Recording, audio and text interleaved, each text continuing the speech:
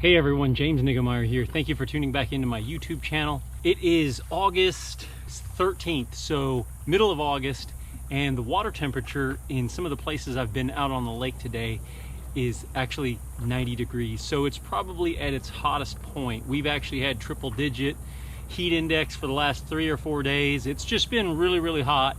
I'm in here in the shade and I want to talk about two different baits that I feel like are really going to get some play and can be really useful and productive as you're moving out of August towards September and in towards the fall, into that transition period.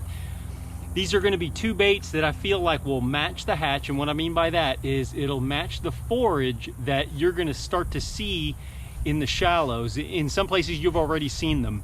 I saw them actually out there on the water today, and I feel like they're a great way to replicate the food or the fish, the forage that the bass are eating. But before I get into it, if you haven't already subscribed, please go ahead and hit the subscribe button.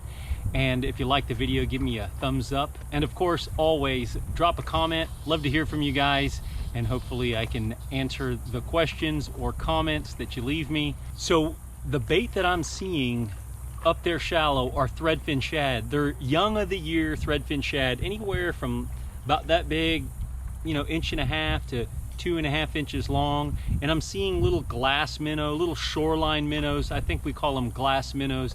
They look translucent in the water, and they're only about that big.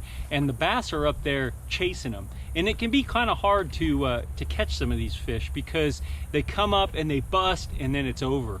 It's really not a true fall feeding frenzy or fall pattern yet. It's still, I mean, there's still fish to be caught out deep, but if you're out there on a lake and you see this activity, which I actually noticed today, just in little short spurts, they're actually up there chasing those glass minnow and the small threadfin. Now, I've seen some bigger gizzard and different things like that, but they're up there on these flats, real shallow water, pushing them up on the bank, and just little sand flats and different things like that, entrances to creeks and different things. So they're really shallow, so it's hard to present a bait, move it fast, replicate the forage. There's just not a lot of different baits that you can throw. It's either surface or you have to really move a bait pretty quick. And one of the baits that I feel like can be really effective for this time of year is like a subsurface shallow runner. This one here is a KVD 1.5 shallow.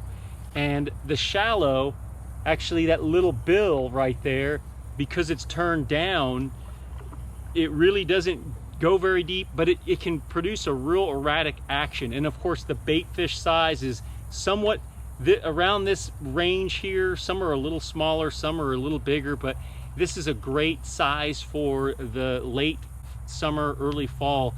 And the thing about this thing that's really cool is you can really burn it, and you're not going to root it into the bottom in even less than 2 feet of water, but you can burn it and then twitch the rod tip and it'll just get some erratic action and you can draw some strikes with it. So this is a bait that's just basically made for fishing in shallow water when bass are feeding on bait fish. Wake baits also, sometimes you can burn the wake baits down. That KVD 2.5 wake is a little too big. I mean, there's some gizzard shad and there's some bluegill up there and they'll match the hatch for that. But for what this video is about, we're talking about those young of the year shad and little glass minnows up there in real shallow water that the bass are actually after. Oh, and for that bait, I'm just gonna throw it on my square bill rod. If you didn't get a chance to see that video, it was the one that was before this one. I'll go ahead and try to attach a link to it in the video or down in the description area there. But basically it's a 7-foot heavy, moderate action. So fiberglass rod, and it's a Lew's David Fritz perfect crankbait rod, 7 foot. The next bait is that KVD 1.0, not a 1.5. Everyone really throws that 1.5, such a tremendous bait, but this is a 1.0 right there. And this guy not only runs shallow, but it replicates again that size of those little glass minnows and the young of the year shad. I'm seeing a lot of schools of shad where they're just about this big. There aren't a lot of bass up there. I feel like I'm still maybe a little bit ahead of the curve on trying to get those fish to feed on those shad, but I'm so looking forward to that fall feeding frenzy that I'm just trying to maybe push that a little bit. But there are some fish to be caught up there. A KVD 1.0 just works well at replicating just these smaller bait fish like you'll see in the late summer, early fall. If I'm throwing it a lot, I'm gonna go ahead and back down from my standard square bill rod and go to like a 6'6", 6'9", 6'10". This rod's actually a medium heavy, moderate fast, and this is an older rod that Lou's made. It's a square bill crankbait, but it's a 6'9". I just feel like it's easier to cast these little crankbaits with a little bit shorter rod. It's just a lighter rod, and I feel like it just goes well paired with that KVD 1.0. A lot of different crankbaits out there, but look at that 1.0 size, and obviously that KVD 1.5 shallow.